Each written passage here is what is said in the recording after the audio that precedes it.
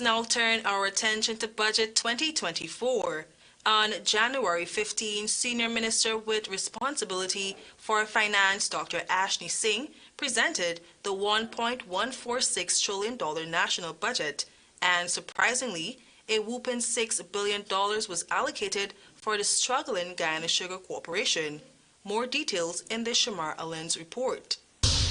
Under the rubric Staying the Course, Building Prosperity for All, Senior Minister in the Office of the President with responsibility for finance, Dr. Ashley Singh presented Budget 2024 in the National Assembly on Monday. The Senior Minister kick-started his presentation with challenges the Irfan Ali-led administration faced in 2023, some of which he claimed was a rollover from the APNU-AFC coalition a lengthy 3 years after the coalition demitted office. A mammoth $97.6 billion has been set aside for agricultural development in Guyana.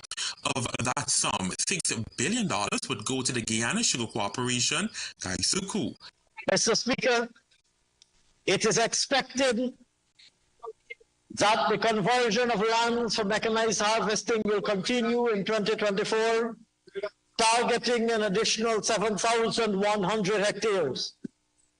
Additional works will be completed on Albion and Wilman packaging plants. The installation of a sugar dryer. Since assuming office in 2020, the People's Progressive Party CIFIC has been injecting billions of dollars into Gaisuku to sweeten sugar. Continue work on several other pump stations like Airline Sluice, Bellevue, Canal No. 1, Charity, Cottage, Kosher, Jimbo Grove, Letterkenny, Metamils Org. We will invest in pump stations at Chesney, Farm, Grove South. In 2024, we will continue to rehabilitate canals throughout the country, including at Big Baibu, Brickery, Bushy Park, Coverdale, amongst others. Moreover, a whopping $80 billion has been allocated for the gas-to-energy project at Wales. Mr. Speaker, this year, the gas-to-energy project will benefit from a budgetary allocation of $80 billion to advance this project and its associated infrastructure. Vice President Barjagdeo had revealed that the deadline for this much-touted project might be affected due to the handing over of lands. In fact, $67.9 billion has already been injected into the gas-to-energy project, with a key loan still pending.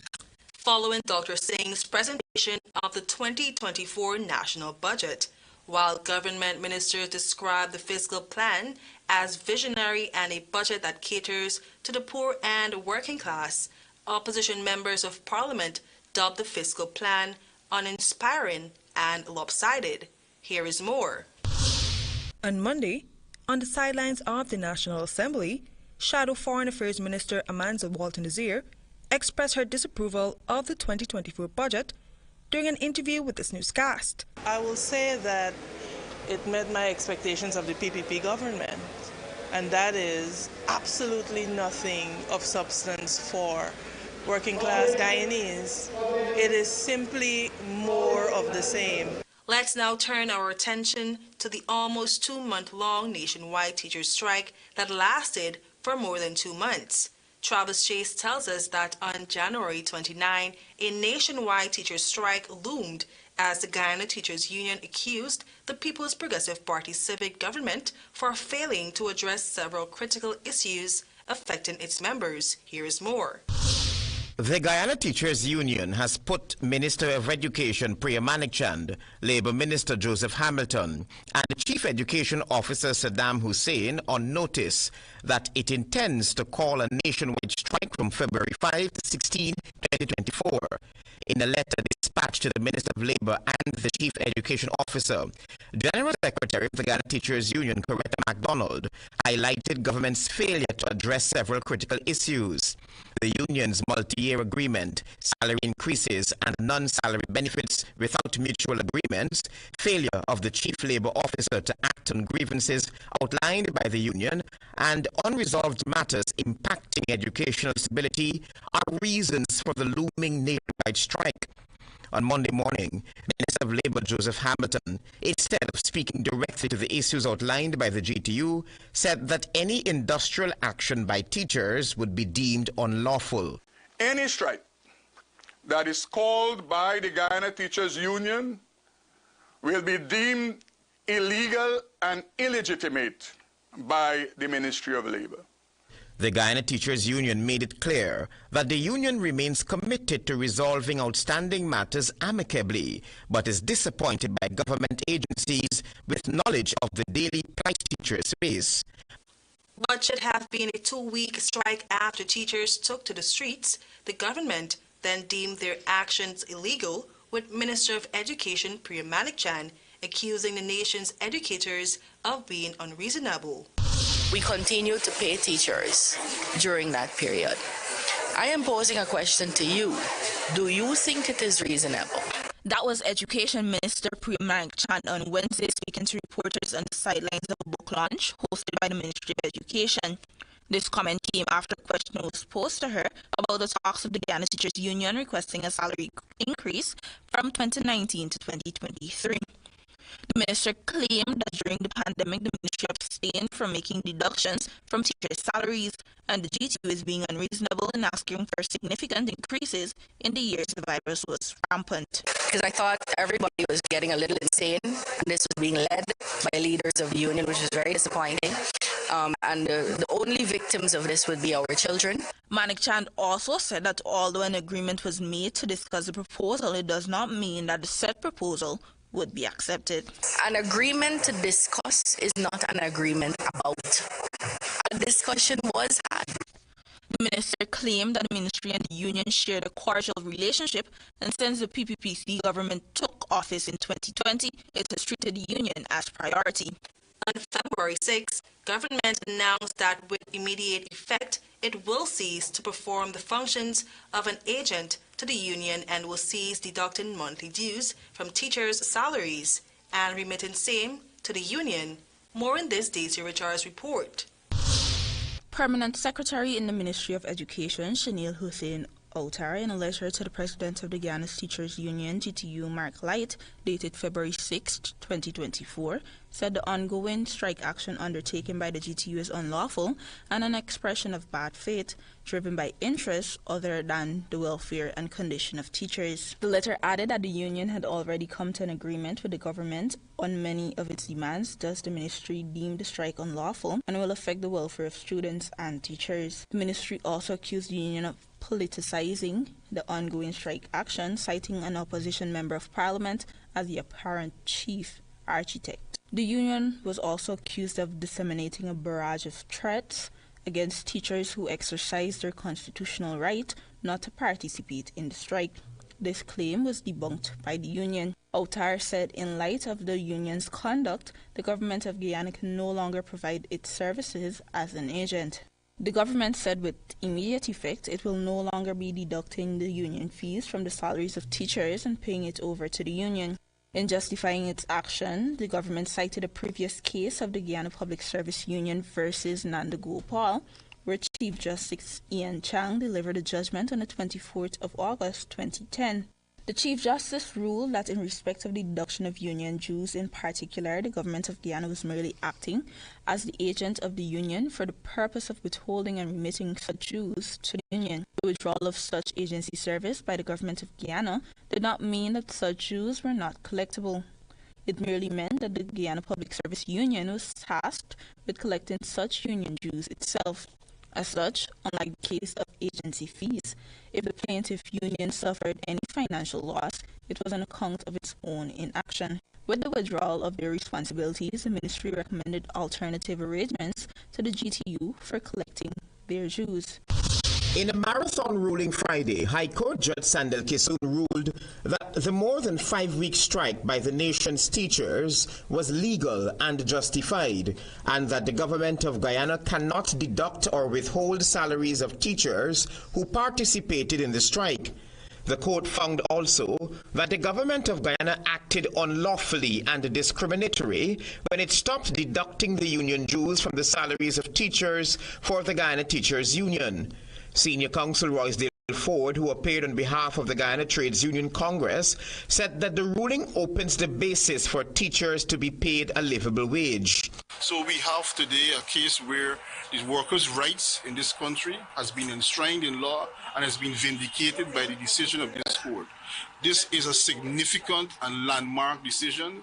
It has Justice Kissoon hammered the government over its failure to engage the Guyana Teachers Union over collective bargaining, saying that the government undermined and sidelined the Guyana Teachers Union. Senior Counsel Ford agreed with the judge. The judge used words like criminal, unlawful, unconstitutional, arbitrary, and so what do you make of those? The court tested what happened in these circumstances. The court tested the conduct of the Ministry of Education in its letter that it sent refusing to ensure that the deduction of wages continue. The High Court in its ruling noted that, quote, teachers lifted their voices and they asked for bread, but they were given stones, unquote. Chief Education Officer Saddam Hussein was not spared. The judge found that he was not credible, fair, and frank with the court. In fact, the court found that the actions of Permanent Secretary of the Ministry of Education, Shanil Hussein Uttar, to issue a notice of intent to deduct from the salaries of thousands of teachers who were on strike was criminal. The court then proceeded to determine the question as to whether the evidence given by Mr. Saddam Hussein was acceptable and appropriate. The court found that the evidence adduced by him was intended to deceive the court. It was misleading and not capable of providing the basis upon which the court can act as a whole on the issues which had to be determined. Meanwhile, Attorney General Anil Nandlal said that the government plans to appeal the ruling. To begin with, certainly and not unexpectedly, the government will appeal. In my view, the judge, in that very marathon judgment, has committed grave and substantial errors. In summing up its ruling, the court found that government refused to negotiate increased salaries with the Guyana Teachers Union, despite the fact that several efforts had been made by the union to engage the government on the 2019 to 2023 proposed multi-year agreement. High Court Judge Sandil Kissoon Thursday afternoon ordered mediation between the Guyana Teachers Union and the Ministry of Education to begin at 9 a.m. on Friday, March 1, 2024. Justice Kissoon also appointed Senior Counsel Edward Lockwood and the Senior Counsel Robin Stobie to act as mediators to possibly resolve the ongoing dispute between the Government of Guyana and the GTU. Attorney General and the Minister of Legal Affairs, who appeared on behalf of the Ministry of Education, tried in vain to persuade the judge for the GTU and the Ministry of Education to resume talks as was previously agreed upon. The Attorney General, after the judge's ruling, said that he doesn't find the mediation process necessary. I believe that the mediation process was not necessary, having regard to the government's antecedents in this matter. As I indicated to the judge, our government took office in August of 2020. On the 11th day of August 2020, we began monthly statutory meetings with the union. Justice Kissoon said that he's hopeful that during the mediation, issues affecting both parties can be addressed, which may result in teachers returning to the classrooms. But I don't know what can be achieved in a court mediation in this room tomorrow. And I was trying to explain to the judge, let the parties go, resume the meeting in their normal meeting place, and continue the discussions. There are certain issues, apparently, that the union would like to be expeditiously addressed. Those can be accelerated to the front of an agenda. There's not a problem. You don't need a mediator to do that. President of the GTU, Mark Light, said that pay increase will be at the top of the GTU's agenda during mediation. If I'm to put you on the spot here, would pay talks, collective bargaining, either of those be at the helm of your discussions tomorrow? Yeah, that's it. That's the gist of the conversation that we'd want to have with the Ministry of Education and by extension the government. The hard issue as it relates to teachers' salary increases, and that has been our focus. The main reason why the teachers are out on strike, there's a strike called by the union, is simply because there have been no talks on the teachers' salary increase. Meanwhile, Attorney at law for the GTU, Darren Wade, told reporters outside the courtroom that it's already established that it was the government of Guyana who has been failing to meet with the union on collective bargaining. The issues in relation to collective bargaining, the government has been refusing over the last 3+ years to meet with the government to deal with those hard issues. So to come out here and to say that the government made attempts to resolve this issue, it is false. The mediators are expected to submit a progress report to Justice Kissoon Friday afternoon. After a short stint back in the classroom and discussions between the union and the government was headed nowhere, teachers would again return to the streets in what turned out to be a more than 75-day strike. Nevertheless, on August 21, a multi-year deal was struck between the union and the Ministry of Education. However, some members of the union were unhappy and accused the president and second vice president of failing teachers. Several executive members of the Guyana Teachers Union who are not in agreement with the apparent haste in which the president of the Guyana Teachers Union moved to sign on to a 3-year agreement with the Ministry of Education on Wednesday are meeting to decide on the way forward.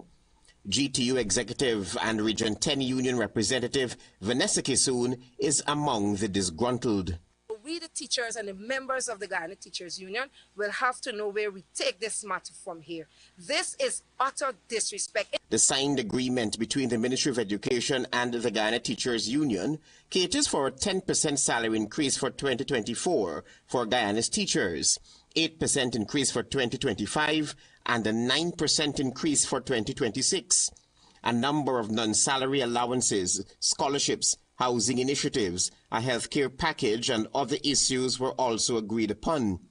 Ms. Kissoon believes that more discussions should have been done with teachers before the signing off of any agreement. We had a negotiation meeting. The president recused himself from that meeting and the last negotiation meeting where the first vice acted as president. And so we were of the impression, in fact, in the group we were told the discussions continue today. So to come here, listen, I walked out of the meeting because I said to the team, and I wanted it to be on record, that as the General Counsel rep for the Upper Demerara branch and a member of the Guyana Teachers Union, I'm in no way in agreement with what happened there just now. Ms. Kissoon called out President of the Guyana Teachers Union, Dr. Mark Light. She said she's disappointed in his recent actions. And I want teachers to understand. We have expressed, well, teachers expressed, because I ran against Mark in the last elections, their confidence in Mr. Mark Light, and this is where it got us again. The first time, we had a meeting in Linden when we were striking. The president left Linden, and apparently every time the president leaves us, he's always getting a phone call, because the last time the strike was called off, we were told some, I don't know, Jim Cock bring Ramgoat story. Teachers are still upset, some teachers, I can tell you, especially from Upper Dem, with that last decision. President of the Guyana Teachers Union, Dr. Mark Light, is on record as saying that he had the support of the majority of the General Council of the GTU, who agreed to accept the terms of the agreement. The agreement was signed by the GTU President, Mark Light, and Permanent Secretary of the Ministry of Education, Shanil Hussein Uttar. After teachers benefited from incentives from the signed multi-year agreement in their October salaries on December 18, in a bombshell revelation, we reported that 2 high-ranking members of the union were suspended. Here is more from Travis Chase. The second highest decision-making body of the Guyana Teachers Union has taken a decision to suspend its president, Dr. Mark Light, and the second vice president, Julian Cambridge. In an invited comment via telephone Wednesday, Dr. Light told Nightly News that the General Council's decision to suspend him and his second vice president is apparently over the signing of the salaries and benefits agreement with government earlier this year. Myself and Mr. Cambridge, we were suspended indeed. Coming out of the General Council meeting yesterday, there was a motion to suspend us. To number 2,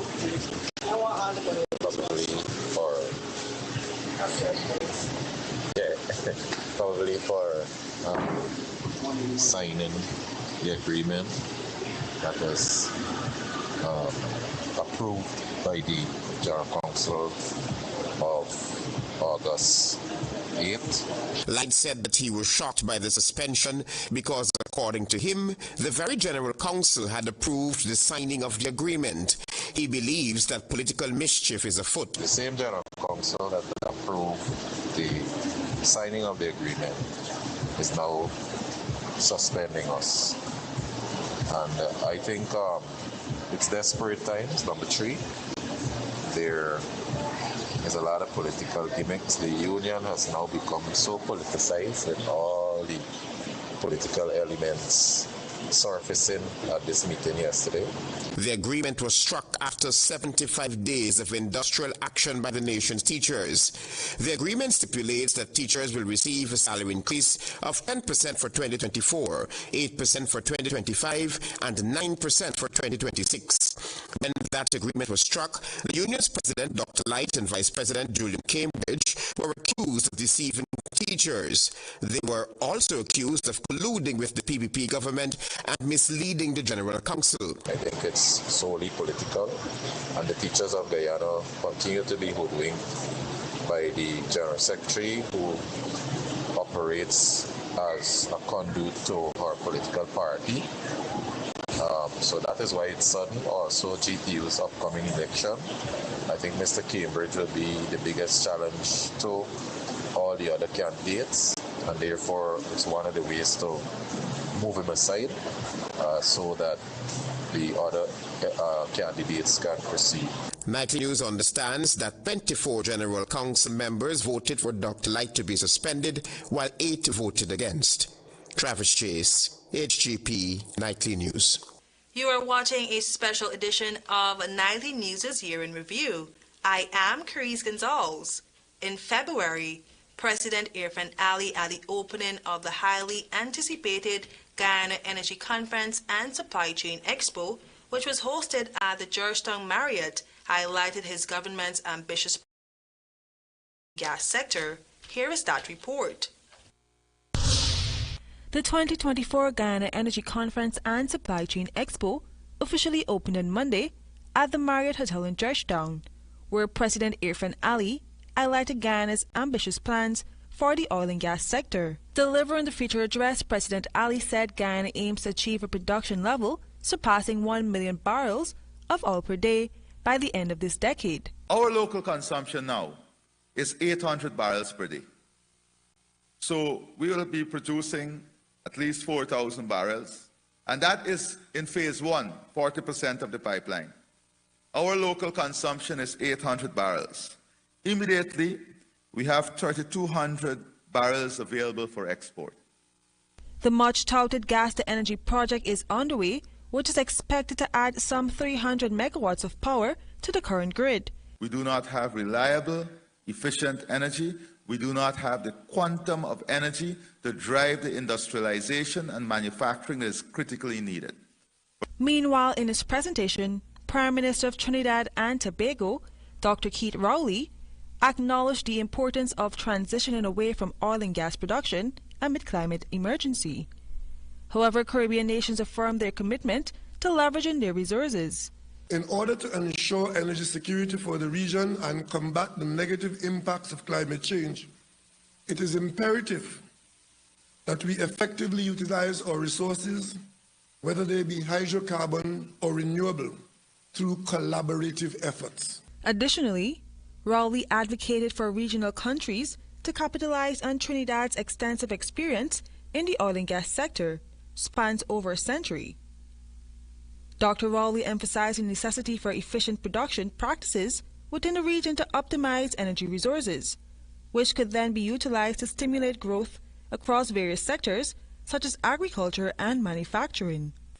Our small nation has been able to boost our economy by becoming a significant global player in the energy industry, boasting over 100 years of experience and expertise developed from the oil and gas industry, which has been valued by energy companies operating in Trinidad and Tobago and by developing oil and gas economies, which have sought to model their industries on our experience. The ongoing construction of the multi-million US dollar seafront Qatari hotel continues to be a contentious issue. Back in February, we reported that bricks were laid for this massive hotel, even as the Georgetown Mayor and the City Council claimed ownership to the property in question. The facility, which will be dubbed the Georgetown Seafront Resort and Convention Center, is made possible through the collaboration between the governments of Guyana and Qatar. President Irfan Ali, in his address, said the project is a testament to the strengthened relationship between Guyana and Qatar and signals the ushering of a new era of transformation. We have seen tremendous interest, and Qatar is one of the countries that has shown remarkable speed in expanding this interest and transforming this interest into reality. The president also added that very soon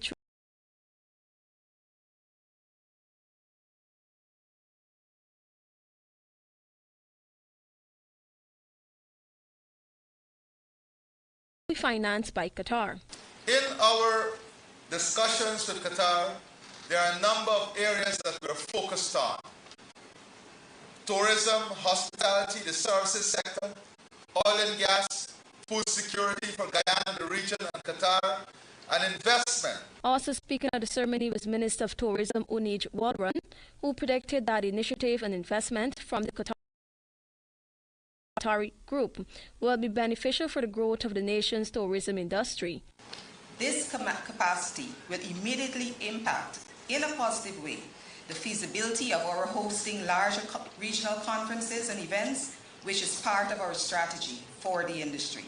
Meanwhile, City Mayor Alfred Mentor told Nightly News that an investigation has been launched into ascertaining the rightful owners of the properties. You can't just move ahead, gone ahead and build fence, and gone ahead and do these things and turn sad, and there is no application, there is no project proposal, there is nothing in the City Council to figure this. Mentor stressed that he has not seen any application by the Qatari group nor the government, and questioned if the rules do not apply to the central government and investors.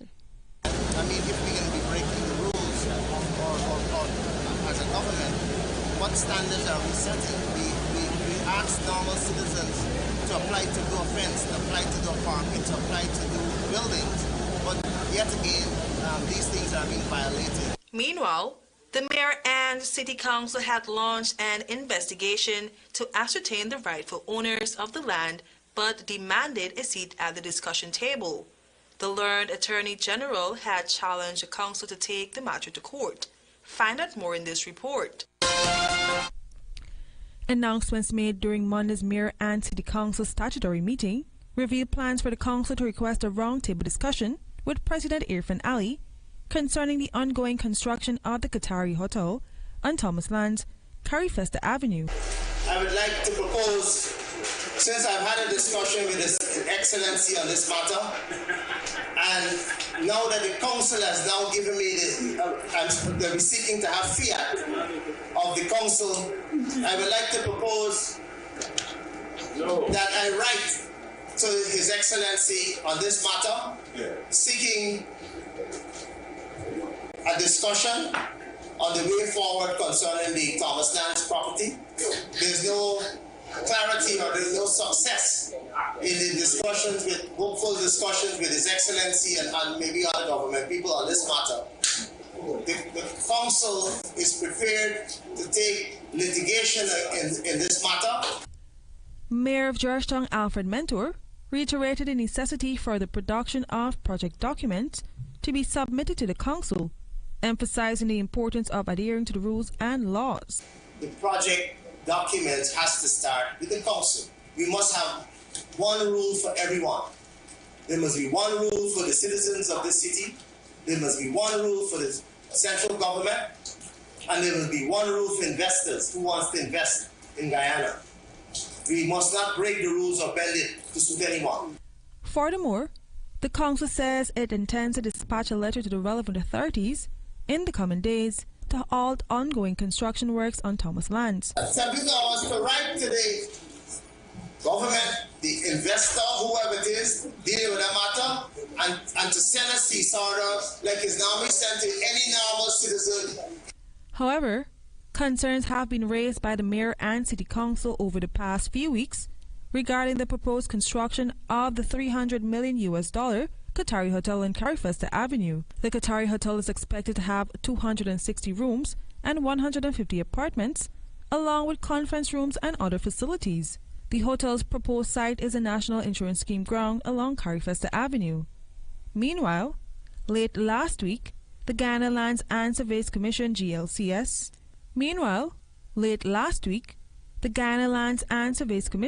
refuted claims made by the mayor and city council about the ownership of the said properties, indicating that Lot 1 and 2 of Plantation Thomas were initially under Transport Number 30 of 1863 by the colony of British Guyana. These lands, categorized as colony lands, were held prior to independence and have since been termed government lands post-1966. Ever since, the mayor and the city council and the government has been locked in disagreement over the property. In mid-December, Mayor Mentor raised fresh concerns over government's leasing of the Carifesta Avenue land, saying the council is yet to receive the project proposal for review. Georgetown Mayor Alfred Mentor recently told Nightly News that no project proposal has been submitted to the City Council for the Carifesta Avenue land that was leased to Qatar Assets Group Inc. for the development of a seafront hotel. Mayor Mentor emphasized that while the new single-window process is in place, the proposal must be presented to the Council for review. The project still has to come through the City Council for ratification, and we want to have those documents before us before we can actually pronounce. Mentor also pointed out that while both the mayor and City Council, MNCC, and the government are claiming ownership of the properties, the government has yet to engage with the MNCC. He noted that the council is closely monitoring developments related to the Carifesta Avenue lands. Those are things that we'll iron out, obviously, at some kind of a roundtable discussion to determine how those resources will be repurposed so that the city will have a significant benefit. Reiterating the council's position, Mentor stressed that the MNCC believes it should be part of the decision-making process. He called on the government to seek a resolution, emphasizing that the council is always open to finding a solution. We must be able to find a common ground between the different sides, even the Qatari side, to be able to figure out how we'll deal with our number of issues. We have our markets, our Starbucks market, we have our Vendors Arcade Mall, we have our border market, Green, that we're looking to have significant investment. And for us to reduce our particular stance, we must have a quid pro quo arrangement to allow for monies to be allocated. Opposition Member of Parliament David Patterson has also expressed dissatisfaction with the government's handling of the lease of Carifesta Avenue lands. Patterson sought clarification on several aspects of the deal, including whether any bids had been submitted and which agencies were involved in the process. He raised concerns after discovering that the proposed development would impact the National Park and St. Stanislas ground. In response, Minister Singh clarified that only the Guyana National Service (GNS) and the National Insurance Scheme (NIS) sports ground were affected. However, Patterson dismissed this explanation, citing ongoing construction works that contradicts the minister's statement. Let's review what transpired during the year on the much-touted electoral fraud trial case. The highly awaited trial over alleged electoral irregularities in the 2020 general elections got underway at the Georgetown Magistrates Court on Monday, July 29. Day one saw the prosecution and the defense clashing over Minister of Local Government and Regional Development Sonia Parag's testimony, since the defense was not provided with complete disclosure. Find out more from Tiana Cole. The long-awaited electoral fraud trial involving 9 persons began in the Georgetown Magistrates Court before Senior Magistrate Leron Daly. In his opening statement, Lead Prosecutor King's Counsel Darshan Ramdani outlined the prosecution's main points of evidence and strategy at the start of the trial. Soon after, defense attorney U.C. Anderson made multiple applications requesting original statements of polls and protection for the 9 defendants. Anderson also sought a site visit to the former Guyana Elections Commission GCOM Command Center, arguing these measures were essential for a fair trial. Magistrate Daly then ruled that any decision regarding an on-site visit would depend on the evidence provided throughout the trial, and that the original SOPs would only be presented when deemed suitable. It was then time for the first witness, Minister for Local Government and Regional Development, Sonia Parag, to enter the witness box. Parag was a candidate for the People's Progressive Party Civic PPPC in the 2020 elections. In her testimony, Parag provided evidence of what she observed on March 2, 2020. Throughout her testimony, the defense raised a number of concerns regarding what should and should not be accepted as evidence. Attorney at law Ronald Daniels, in an interview outside the courtroom, said in the latter portion of Parag's testimony, she was given evidence that was not disclosed to the defense. So we took the objection that the evidence that she was given, we did not have the benefit of that to obtain instructions from our client. Our learned senior on the prosecution side took the view that the witness should be permitted to. The trial faced numerous delays over the last 3 years, but was clear to begin following a ruling by the acting Chief Justice Roxanne George. Justice George ruled that the constitutional rights of former Chief Election Officer Keith Lowenfield and his deputy Roxanne Myers to a fair trial would not be violated by the Representation of the People Act, which prohibits disclosure of the Guyana Elections Commission GCOM's meeting. Following an investigation into the March 2020 general and regional elections and subsequent events, criminal charges were brought against former GCOM officials and others for their alleged involvement in attempting to allegedly rig the elections. They collectively face over 20 electoral fraud-related charges in court. Those on trial are former District 4 Returning Officer Clement Mingo, former Deputy Chief Elections Officer Roxanne Myers, former Chief Elections Officer Keith Lowenfield, Fowler Lawrence, Carol Smith Joseph. Other GCOM staff facing charges include Sheffrin February. Meanwhile, on the same day, the prosecution accused the defense of employing delayed tactics to obstruct the trial, insisting that they will continue to raise objections as needed. Here again is Tiana Cole. If there are legal issues, we will object every time, like what transpired this morning. But the prosecutors, they are ministers of justice and they must be fair. If they are going to bring things that are unfair to our clients, we have a duty, we are duty bound in the interest of the justice to raise every issue. That's attorney at law Darren Wade, who made it pellucid that the defense will not sit back and allow unlawful evidence that could harm the client's case be entered into evidence.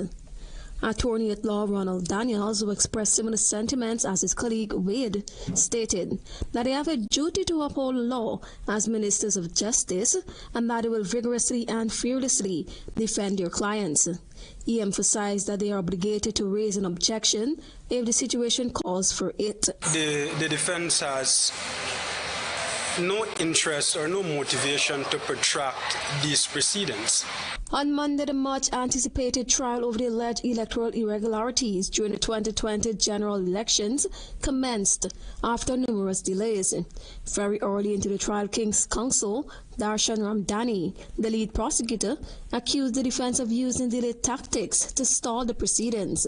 Following an investigation into the March 2020 general and regional elections and subsequent events, criminal charges were brought against former GCOM officials and others for their alleged involvement in attempting to allegedly rig the elections. They collectively face over 20 electoral fraud-related charges in court. The trial continues on Tuesday, with Minister of Local Government Sonia Parag continuing her testimony. On December 30, Chief Magistrate Faith McGusty is expected to rule on whether the highly anticipated election fraud trial will proceed summarily or indictable. The highly anticipated trial over alleged electoral irregularities in the 2020 general elections was once again called before Chief Magistrate Faith McGusty in the Georgetown Magistrates Court. The case was transferred to Chief Magistrate McGusty in November after the previous magistrate Leron Daly fell ill. During the hearing, both the prosecution and defense presented submissions on whether the case should be heard summarily or indictably. The prosecution argued for the case to be tried summarily, allowing the magistrate to deliver a final ruling. In contrast, the defense pushed for the matter to be tried indictably, which would require a preliminary inquiry in the magistrate's court before it proceeds to the High Court. Lead prosecutor Darshan Ramdani, King's counsel, stated outside the courtroom that the prosecution is prepared to proceed regardless of the magistrate's decision. The question is whether this magistrate has to restart the matter entirely and whether this magistrate has to redetermine whether the matter should be tried summarily or indictably. However, defense counsel Nigel Hughes, representing some of the defendants, opposed to the case being heard summarily. Yes. We clearly oppose it. I think legally the law is not in his favor. But, whatever the court rules, we abide by the ruling and we move forward. Chief Magistrate McGusty, after hearing arguments from both sides, announced that a ruling would be delivered on December 30, 2024. Defense attorney Nigel Hughes had argued that the trial must restart from the point when the 9 accused first appeared in court. This would invalidate earlier decisions by Magistrate Daly and 2 other magistrates who had ruled that the 31 charges would be heard summarily under the Administration of Justice Act.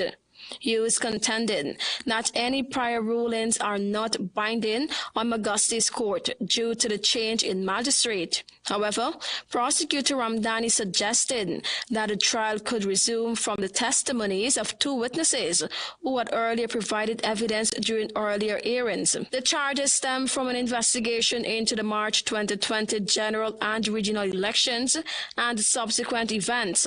Multiple criminal charges were filed against former GCOM officials and others for their alleged involvement in attempting to rig the elections. We will now turn our attention to the Gas to Energy GTE project, switching our attention to the progress and challenges encountered on the much-touted Wales Gas to Energy project.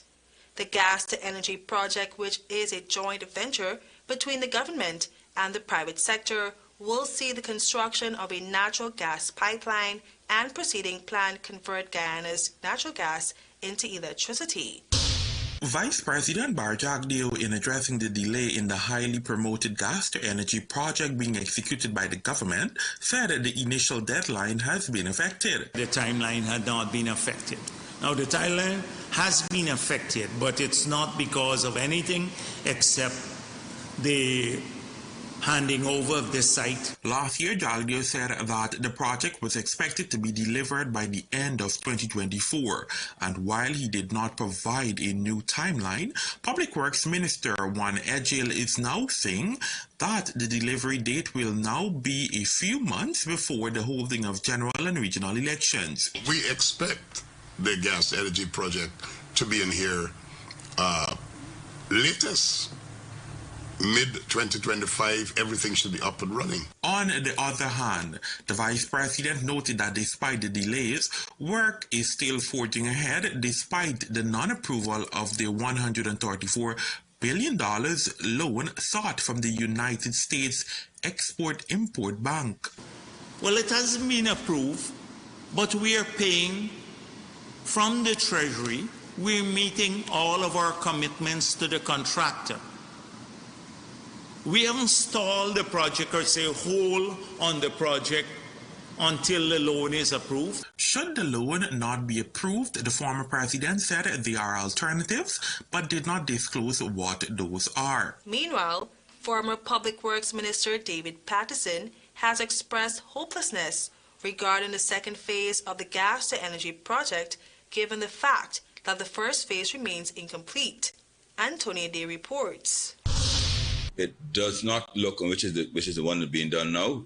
It's unlikely to be completed for 2025. We've already seen that. That was former Public Works Minister David Paterson Friday last while addressing phase 1 of the approximately $2 billion Wales Gas LNG project during the Alliance for Change's weekly press conference. Patterson pinpointed that among the delays, which include pile driving activities, which recently commenced, also sees contractors awaiting the arrival of a key equipment. According to the Alliance for Change chairman, authorities are already dealing with the handing over of the contractor Linsika CH4 by ExxonMobil Guyana Limited, EMGL. We can expect a lengthy delay. I heard a JAGDO make a threat about $11 million a month liquidated damages. I can safely predict that will not happen. They're accustomed to dealing with Chinese Sioux-type Chinese firms, whereby when these delays occur, they may meet in a convenient venue or even at the Vice President's home, as we seen in the Vice News. Meeting the current energy demands has proven to pose serious challenges for the Guyana Power and Light. Guyana's power grid over the past 12 months received several boosts to address the ongoing electricity woes experienced by the more than 200,000 Guyana Power and Light customers. As Guyanese continue to feel the brunt of the Guyana Power and Light sporadic power outages daily, President Irfan Ali, on the sidelines of an event on Wednesday, expressed his disappointment at the frequent power outages and sought to highlight GPL's struggles in maintaining stable electricity. The problem is multifaceted. The first issue is that we're dealing with a very aged infrastructure. Some of these generators are 30 years old. The government recently invested $27.5 million to procure 17 generator sets that was expected to provide some 28.9 megawatts of electricity.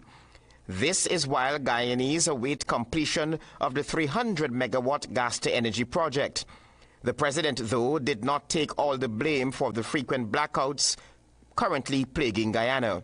We're dealing with a situation where for 5 years, between 2015 and 2020, there was actually no maintenance. So you have the maintenance issue that you have to catch up on. You have aged infrastructure. And then we're dealing with the exponential growth.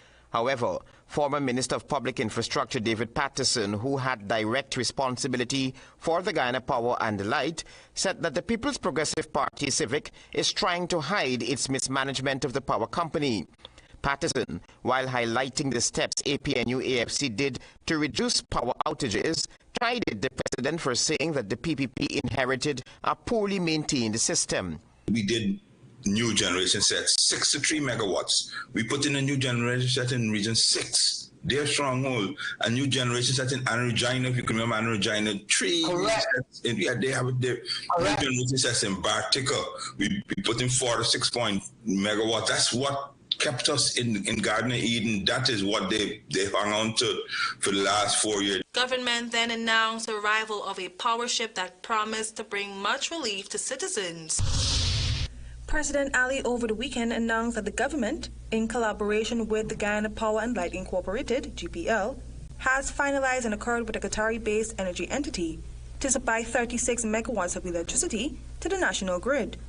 I wish to announce that today, government through the Guyana Power and Light Incorporated conducted a time charter agreement with UCC Holding for a power ship to be deployed to Guyana within 3 weeks. President Ali, in responding to grievances regarding frequent power outages nationwide, expressed optimism that the introduction of a power supply ship would significantly mitigate the issue. This arrangement will bring an additional 36 megawatts of power to the national grid to offset generation shortfalls.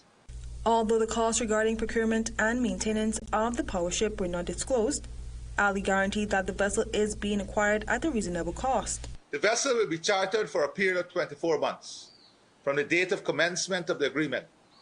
This power arrangement is being obtained at a very competitive cost.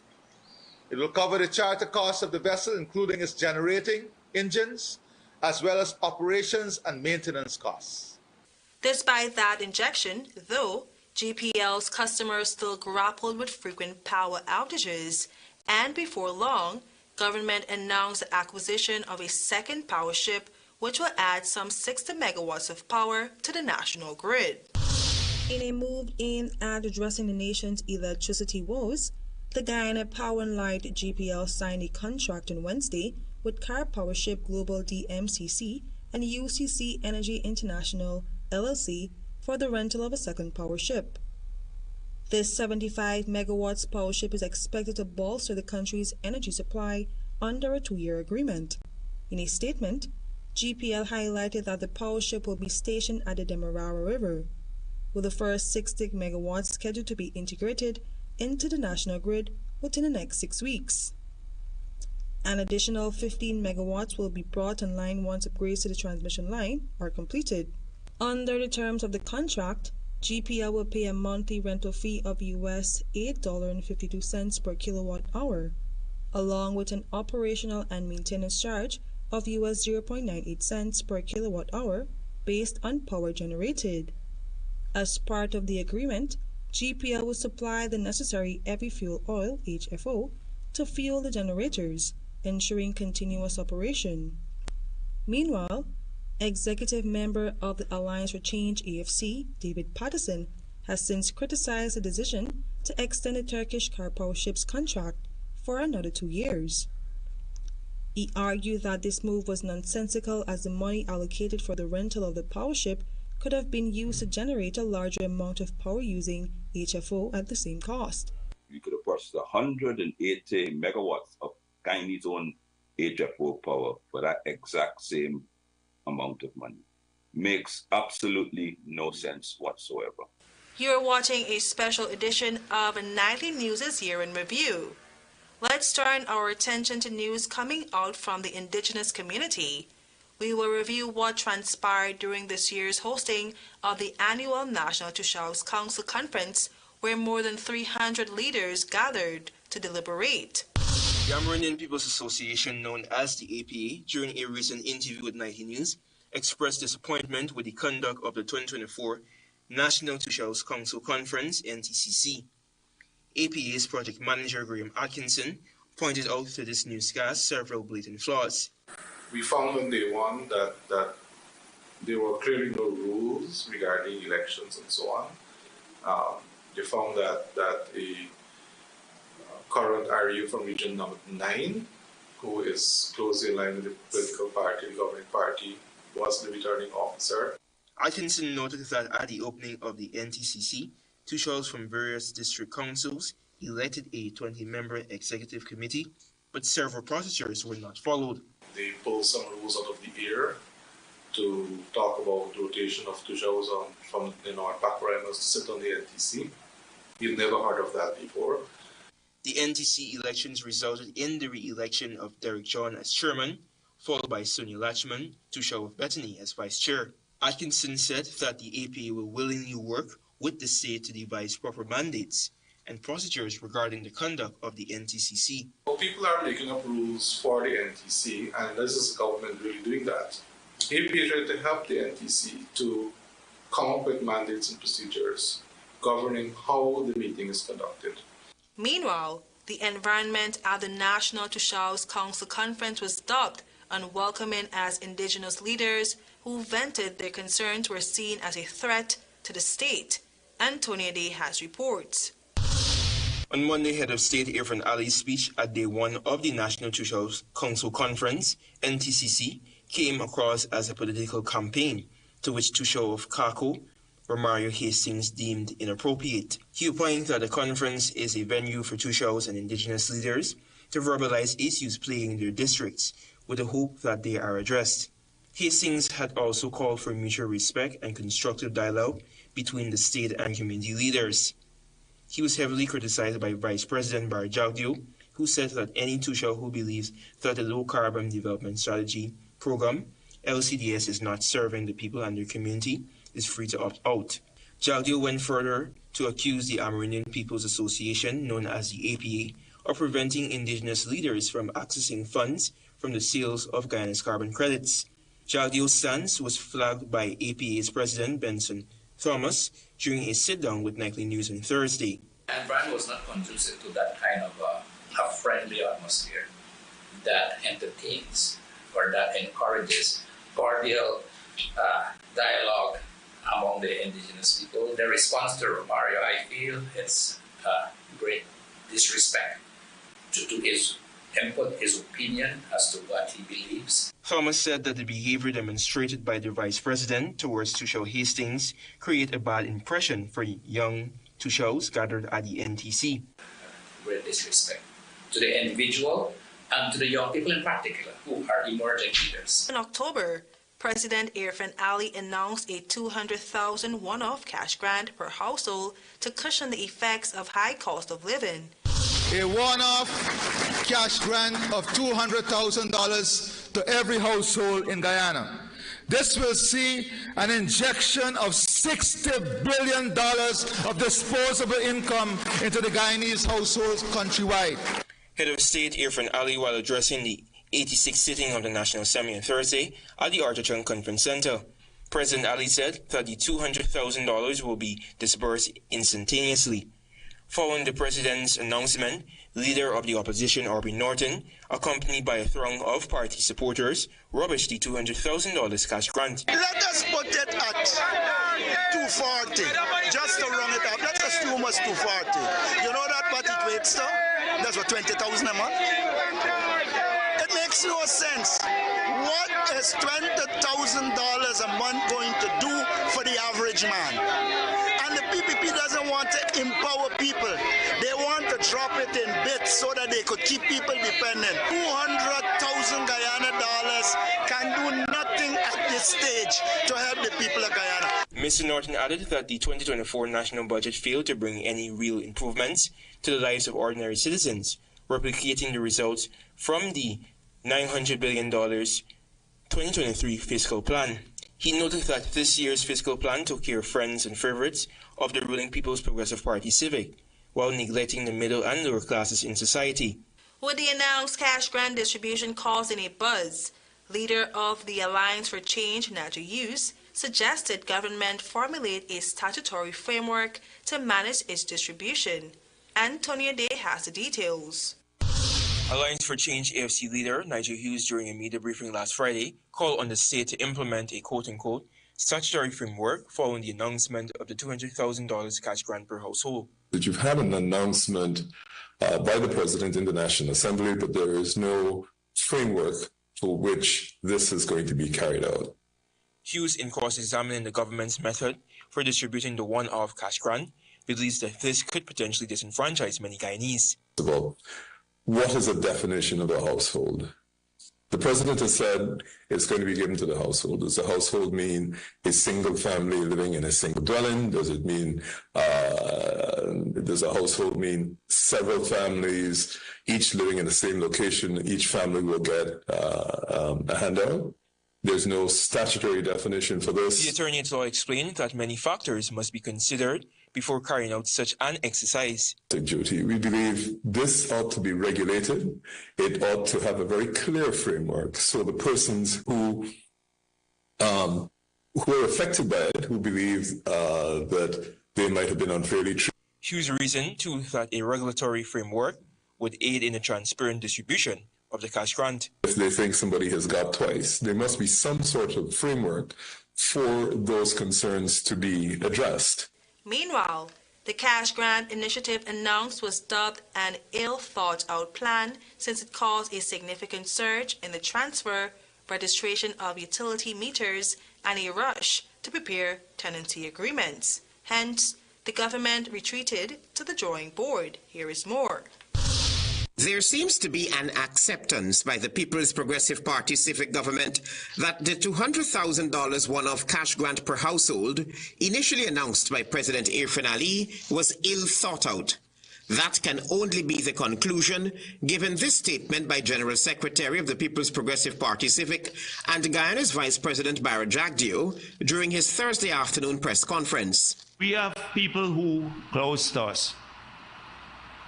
They said, people are coming to us, they heard about it. Tenancy agreements. By Friday afternoon, the tenancy agreements, everyone wanted to sign up a fake tenancy agreement. because then you would present your tenancy agreement. After we would have used, say, electricity bill, etc., the primary household, fake tenancy agreement. We would have ended up with 500, maybe 600,000 households. President Irfan Ali on Wednesday announced that each Guyanese 18 years and older as of January 1, 2024 would now receive $100,000 in cash grants. According to Mr. Jagdeo, the government had to go back to the drawing board, hence this new decision of a one-off $100,000 grant. Then we saw people starting going to GPL. They want new meters and all kinds of things. So for their own room, all kinds. Before Friday, we realized that you couldn't count on the goodwill of people anymore. In fact, according to Mr. Jagdeo, the decision to go back to the drawing board was made 2 days after the announcement by President Irfan Ali, because government only then realized that the distribution exercise would have been a never-ending controversy. I said to them after the interview that we're reconsidering this, but do not say anything as yet. And I told them specific. That's Friday afternoon. And the person who interviewed me can confirm this, because I said, please don't say anything. This was Friday afternoon. It was former Finance Minister Winston Jordan who had publicly recommended that to eliminate the controversy that erupted over what constitutes a household, government should distribute the $100,000 to each adult Guyanese. Mr. Jagdeo now claims that the PPP did not bow to the recommendations by the former finance minister. I suspect somebody told him that their government is reconsidering it to change it now. He claims credit fit. APNU is saying, it's our great idea. They are the idea now, you know. I don't give a damn about APNU and their idea. In fact, the government now plans to distribute the $100,000 per adult citizen, mostly by checks. According to the Vice President, it will ensure better transparency and record keeping. Now on the Brutus probe.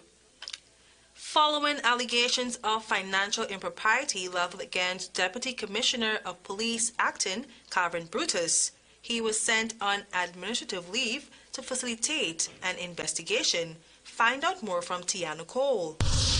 Following shocking allegations that Deputy Commissioner of Police Acting, Calvin Brutus, allegedly deposited tens of millions of dollars into the Guyana's Police Credit Union account, and which was later returned to him, Brutus was on Thursday sent on administrative leave to facilitate an investigation into financial impropriety.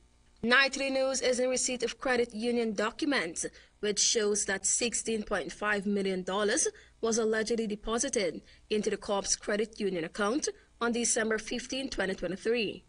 A reliable source commenting on the matter said, quote-unquote, "It's how money is easily laundered. You have to comply or else you face the wrath of the higher-ups." The source of the funds was stated as, quote-unquote, "wedding gifts prior, during, and after reception." Reports indicate that a transaction has been brought to the attention of the Financial Intelligence Unit. However, the Guyana Police Force, in a statement after Nightly News broke the story on Thursday, said consequent to allegations of financial impropriety leveled against Deputy Commissioner Acting Calvin Brutus on social media and established media houses, Brutus has since requested permission to proceed on annual vacation leave with immediate effect. The Special Organized Crime Unit, SOCU, has been ordered by the government to conduct a thorough investigation into allegations of corruption against Acting Deputy Police Commissioner Calvin Brutus. Here is Tiana Cole with the details. There are allegations of corruption against Brutus. He's on leave, and SOCU has been ordered to do the investigation by the government. That was Vice President Barrett Jagdeo, who was at the time speaking during a press conference at his party's Freedom House headquarters on Thursday. The Vice President stated unequivocally that both internal and external influence will be excluded from inquiries into claims of corruption against Assistant Police Commissioner Calvin Brutus and the Guyana Police Force. I can say to you that at SOCU, There'll be no pressure by anyone in the police force because the president himself is looking into this matter and all these matters. There'll be no pressure by anyone internally to alter the course of this investigation or any other investigation of malpractices anywhere in the country or in the police force. There have also been calls, especially from the political opposition, for there to be an external investigation into the operation of the force and senior officers. We don't want to vilify policemen too, because somehow people believe it's an open season on policemen. A lot of them do a great job, and they're hard-working people serving this country. And we must not, for the purpose of politics or for ratings or to get a good newspaper article, vilify people in the police force. Mr. Brutus then alleged that senior government officials had interfered in a high-level investigation as court action was filed against top officials. Travis Chase filed that story. Alleging that Vice President Barra Jack Deo continues to interfere with an investigation being conducted by the Special Organized Crime Unit and the breach of his natural justice, Assistant Police Commissioner Calvin Brutus yesterday moved to the High Court against the Attorney General, Minister of Home Affairs, Police Service Commission, Acting Police Commissioner, and the Special Organized Crime Unit, SUCU. In court documents seen by Nightly News, Mr. Brutus told the High Court that he is being victimized in the ongoing investigation and being denied services, including a restriction on his bank accounts. Brutus also claimed that Cabinet had a role to play in him being sent on leave and recounted an appearance in court where he was threatened with a wanted bulletin if he did not show up at the Special Organized Crime Unit. The senior cop wants the court to find that the police force's Special Organized Crime Unit exceeded its lawful power and authority by the unlawful and premature restraining of his and his family's bank accounts, the manipulation of evidence, intimidation and harassment of witnesses, and unlawful leaking of information to the media and social media. The High Court is also being asked to prevent the government from continuing to obstruct and interfere with his lawful access to services with state agencies because it is unconstitutional and irrational, based on irrelevant and extraneous considerations, contrary to the rules of natural justice, unreasonable, unlawful, null, void, and no effect. And as we end this evening's broadcast, we will tell you that to avoid questions from the press, the majority of Guyana's press corps was barred from the swearing-in ceremony of the Commissioner of Police and his deputies. Travis Chase reports. Journalists from multiple news organizations have been deliberately barred from the official swearing-in ceremony of the Commissioner of Police and the Deputy Commissioners of Police on Thursday morning. Instead, journalists were forced to follow the live stream of the swearing-in ceremony. Only a few hand-picked journalists witnessed the swearing-in ceremony. The question as to why the press was not invited to such an important event was met with silence from the Corporate Communications Unit of the Guyana Police Force. In fact, it can be observed that the relationship among the President, the hierarchy of the Guyana Police Force, and the press is now more confrontational and contemptuous than it has been in decades. It is therefore reasonable to assume that the Guyana Police Force and the government at large deliberately shut out members of the press to avoid questions about the constitutionality of appointing Clifton Hicken, who has passed the age of retirement as police commissioner. Nightly News understands that Mr. Hicken's tenure as acting commissioner of police should have legally ended on August 1, 2023. Mr. Clifton Hicken was appointed to act as commissioner of police in March of 2022 when he was 53 years old. He reached retirement age of 55 in July of 2024. To shut out the press from such an important ceremony, President Irfaan Ali felt more comfortable and unchallenged to say that he has followed the Constitution when he appointed Mr. Hicken as Commissioner of Police. So as I congratulate you, I have also fulfilled my constitutional requirement for the appointment of the Commissioner of Police, and every aspect of the appointment has been meticulously followed as prescribed by the Constitution. Consultation, everything. Opposition leader Aubrey Norton had already rejected the president's nod of Mr. Hicken being appointed. Norton had listed a series of reasons why Hicken should not be considered for the position. Commissioner Hicken will be supported by 5 deputy commissioners who were all sworn in Thursday morning. They are Mr. Errol Watts, Mr. Simon McBean, Mr. Fasil Karingbaksh, Mr. Ravindranath Budram, and Mr. Wendell Blanham. And that has brought us to the end of our special edition of Nightly News' Year in Review. On behalf of all of us at HGP TV Channel 67, Cable 16, I am Carice Gonzalez, wishing all of you a prosperous new year.